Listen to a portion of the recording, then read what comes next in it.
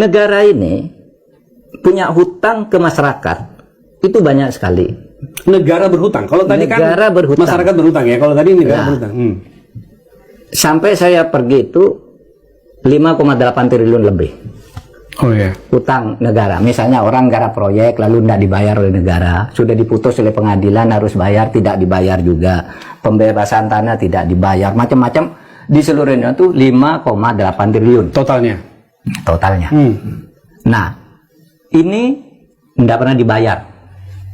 Ketika disuruh bayar, Presiden sampai 2 kali mimpin rapat. Hutang kepada rakyat harus dibayar, kata Presiden. Presiden Jokowi ya? Iya, Presiden Jokowi. 2 kali. Bulan Juni, kemudian saya bentuk tim atas perintah Pak Jokowi untuk bayar hutang. Saya bentuk tim, minta laporan Menteri Keuangan berapa hutang kena. Waktu itu sekitar 5,8 triliun dari macam-macam ini. Ketika disuruh bayar ada aja alasannya, tidak pernah mau bayar.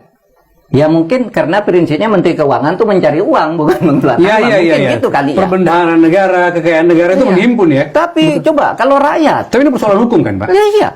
Kalau rakyat itu punya hutang ke bank, ke negara, terlambat 1 hari dilelang tanahnya, minta nawar seminggu lagi, saya jual sendiri, nggak boleh, lelang. Disita bahkan ya? Sita, iya. Iya kan, disita lalu dilelang sendiri, tanpa persetujuannya. Itu banyak orang yang kehilangan tanah, bahkan dilakukan dengan cara-cara mafia. Orang sudah mau bayar, di stop oleh mafia. Menurut Pak Mahfud tidak fair negara ini kalau itu tidak? Tidak fair kalau tidak bayar. Coba contoh, yang nangis di DPR itu. Istaka Karya. Istaka Karya itu viral Pak, video itu. Istaka Karya kan. Dia membangun di sana tuh di Semarang, mengumpulkan uang masyarakat gitu, pinjam untuk membangun sebuah proyek pemerintah. Sudah selesai nggak dibayar 23 miliar. Itu orang kecil loh. Kan banyak banget. Itu masih ada videonya, orang nangis dan orangnya datang ke saya mau minta tolong, Pak, ditagihkan ini. Kami ini ngumpul masyarakat menjadi miskin karena ini. Padahal dulu biar mendapat untung menggarap punya negara. Ada lagi nih yang tragis itu. Kasus Tarifin. Tarifin ya. Tarifin. Jadi begini, Tarifin ini anak seorang pengusaha besar di Riau. Oke. Ya, Tarifin ini. Tahun 63 perusahaannya besar. Ya kan Pak, tahun 63 ya? Iya, itu maksud saya. Ke Malaysia. Tiba-tiba ada konfrontasi Indonesia-Malaysia. Bung Karno kan ada ganyang Malaysia, perang kan dengan Malaysia. Nah saat itu, semua uang-uang yang terkait dengan rekening Malaysia itu dibekukan. Termasuk punya Tarifin ini. Dibekukan kan? Sesudah zaman Orde Baru, tahun 70-an gitu, dia nagih ke pemerintah dengan bukti-bukti yang ada di bank maupun pada dirinya. Benar, negara punya utang. Gitu kan, negara mau bayar tapi tidak bayar-bayar, masuk ke pengadilan tingkat 1, tingkat 2, tingkat Mahkamah Agung, kasasi, menang dia. Negara harus membayar, sudah datang ke Menteri Keuangan, ya mau bayar tapi tidak bayar-bayar. Akhirnya sesudah itu minta bayar saya katanya, tapi tolong minta penghitungan dari Mahkamah Agung.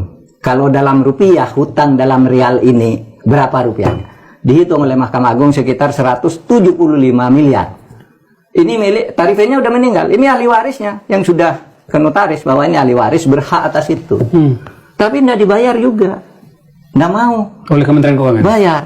Sesudah dihitung oleh, katanya mau dibayar kalau sudah dihitung oleh oleh Mahkamah Agung.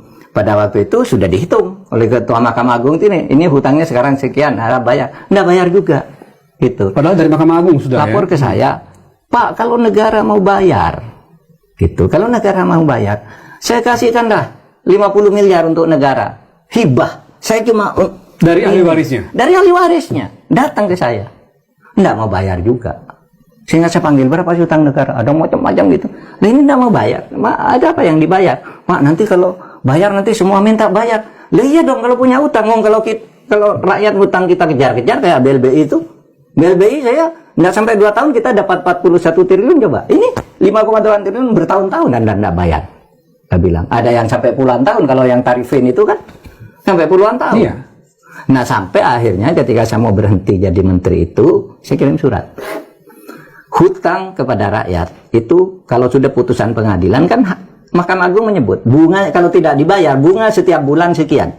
itu Anda bayar bunga, sengaja membayar bunga, sengaja tidak bayar, dan negara hutangnya naik, itu berarti korupsi, merugikan negara. Karena mampu bayar, tidak bayar, tapi bertambah terus hutangnya. Hutangnya makin bertambah. Iya. Saya kirim surat gitu atas Kemana Pak mengirim suratnya? Ke Menteri Keuangan. Oke. Ada. Saya kirim surat langsung ketika saya mau berhenti menteri ini. Saya tidak ngurus ini lagi sekarang. Hutang harus dibayar sesuai dengan arahan Presiden 2 kali. Dan kalau Anda tidak mau bayar, menurut putusan Mahkamah Agung, bunga setiap hutang itu kalau tidak salah setiap bulan tuh 2% atau berapa kalau tidak dibayar. Itu udah besar sekali. Presiden Jokowi tahu Pak apa yang terjadi itu? Oh tahu, saya lapor terus. Saya lapor, lupa Pak Jokowi yang suruh bayar. Sebagai ketua tim itu ya? Iya. Bapak mempertanggungjawabkan kepada Pak Jokowi. Bilang kalau hutang kepada rakyat bayar dong. Saya ditanya terus nih setiap kamu orang nggak Pak Jokowi kan. Kalau hutang tidak dibayar, tapi Menteri Keuangannya nggak mau bayar. Ada rincian keuangannya yang di persentase ini. Kalau ditanya nggak bayar, nggak jelas jawabannya. Sehingga saya kirim surat. Saya bicara dengan KPK, dengan Marwoto waktu itu, Pak Marwoto. Alex Marwoto. Pak Marwoto, kalau ini ya ada negara harus bayar menurut putusan Mahkamah Agung dengan bunga sebulan sekian. Kalau misalnya negara tidak mau bayar padahal ada bunganya, itu korupsi enggak? Oh bisa Pak, itu korupsi katanya. Bisa korupsi, menambah beban negara itu. Padahal harusnya Anda bayar lalu hutangnya bertambah terus, padahal itu akan menjadi hutang terus sampai selamanya. Bah, ini bisa serius urusannya kalau kemudian besok bisa dibuka kembali Pak, itu kemudian dinilai sebagai sebuah tindakan ya, korupsi. Saya Pak. kemanusiaan lah, kemanusiaan untuk Pak Purbaya ini juga ditangani. Di samping kejahatan-kejahatan diperbajakan dan bea cukai tadi, itu modus. Itu saya kira ya untuk Pak Purbaya. Ada banyak yang mesti dibenahi Pak Purbaya di Kementerian Keuangan rupanya ini. Saya mengucapkan selain ke Pertamina kemana-mana itu ternyata di dalam sendiri ada banyak masalah Pak Abud. Kita lihat Pak kalau gitu.